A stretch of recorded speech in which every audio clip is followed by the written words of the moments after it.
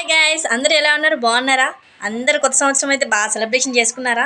మేము కూడా బాగానే సెలబ్రేషన్ చేసుకున్నామండి.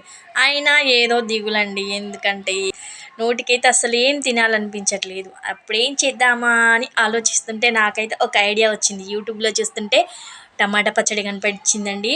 నాకు అది చూడగానే అబ్బా, అప్పుడే విడివిడి అన్నంలో వేసుకొని తినాలనిపించింది. మనం ఊరుకుంటామా? మనకు తెలిసిన విద్యే కదా అని చకచక చకచక తయారు మనమైతే ఊకోం కదా. ఎమ్మటి టమాటాలు తెచ్చేసుకొని మంచిగా వాటిని శుభ్రం చేసుకొని క్లీన్ చేసుకొని ఉడకబెట్టేసుకున్నాను, చింతపండు వేసుకొని. అందులోకి ఎల్లిపాయలు గర్భాలు తీసుకొని పెట్టుకున్నాను, మెంతులు ఆవాలు జీలకర్ర అయితే వేయించి పెట్టుకున్నాను. అవన్నీ కలిపి దీంట్లో వేసుకొని మొత్తాన్ని కలుపుకున్నాను.